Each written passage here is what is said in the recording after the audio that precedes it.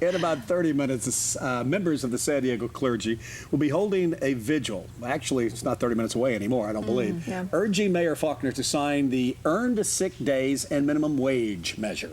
That's right. Dan Platt is live in downtown with more. Yeah, good morning, Dan. Hey, Dan. Yes, good morning to you. Yeah, the prayer vigil is over right now, and they're actually getting ready to march into City Hall and go actually try to talk to the mayor and put a little pressure on him to sign that minimum wage bill and the 5 sick days as well. This is the group right here. This is an interfaith group, and good morning to you. Good morning. Tell the folks at home who you are. I'm Rabbi Lori KUSI, Executive Director of an Interfaith Center for Worker Justice. All right, so you're here, and we just had a prayer vigil. We did. What is the purpose of the spiritual guidance here? We are trying to open the mayor's hearts, trying to ask him to sign the living wage minimum, can we start that? The minimum wage earned sick days ordinance, and we are hoping that he will sign it, not veto it, and we have prayed all morning for him to do so because it affects hundreds of thousands of San Diegans. All right, so you have a check. Let's talk about some of the things you have here. What is this? This is a check of a minimum wage worker, and I can tell you what this check means. We could even right here tear it for you. Let me do that. I'm going to tear it right here. Let's start here. I'm going to tear it right here. We've got some perforations. And this is for what a minimum wage worker has to pay for rent. And I'm going to tear it right here. And after a minimum wage worker, this is taxes. This is rent. After a minimum wage worker pays rent, there's $126 left on a minimum wage worker's paycheck. Of that, a minimum wage worker pays $270 for food, $290 for transportation, and $137 for health care. That puts a minimum wage worker, and we need a drum roll. Can we do that? Sure. Drum roll. Go for it. $571 every single month in debt. All right. Let's talk about the bread, too. Can you speak of the bread and the symbolism here? These two women actually are holding the bread because they are minimum wage workers and they cannot sustain their families. So what is the symbol of bread? It's just not the nourishment that we eat. It is the fact that the bread is the money we make, right? Yeah. We bring home the bread, don't we? And these two women, they need to bring home the bread in order for their families to eat. All right. Let me talk to this young man over here who seems so eloquent and such a booming voice. Good morning to you. Good morning. How are you this morning? I'm doing well. Tell everybody at home who you are. I'm Reverend Gerald Brown. I'm with an organization called UAMIC, United African American Ministerial Action Council, and we're here today to support the rise of the minimum wage. Yeah. You had a pretty strong message at the podium. Tell the folks at home what you're saying.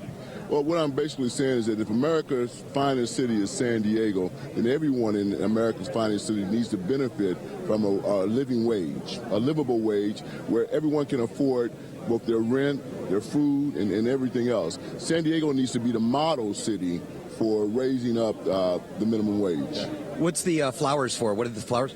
Well, the flowers, they were handed to me so I could go hand them to the mayor. And So you're going to butter them up a little? Well, hey, this is Rabbi Koski's thing. We're going to butter them up. And plus it represents the American flag, okay? Yeah. And the veterans. We have a lot of veterans here in San Diego that are... As well as yourself. As well as myself, that are struggling to get by, you know? And from paycheck to paycheck, and sometimes no paycheck at all. We have a lot of homeless veterans here in San Diego as well, you know? And so we have to do something different. All right. So right now, I believe you guys are going to start the march.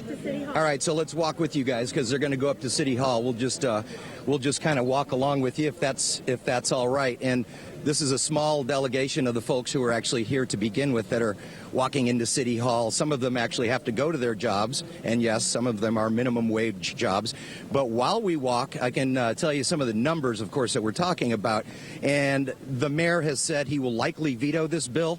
But the thing is, even if he vetoes it, there are 6 votes to override the veto, which means that it would be status quo anyway. So this is very symbolic, essentially, trying to get the mayor on board for this minimum wage bill, which would raise the minimum wage to $9.75 by next January, $10.50 by the following January, and then $11.50 by the 2017. So that is what is at stake here.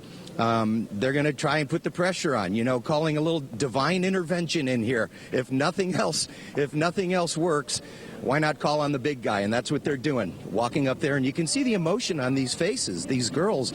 That young girl in the middle just gave a speech about how she's struggling to keep track of her family and her daughter and her little brother and things like that. So they are going up to City Hall. We're going to stop when they go inside.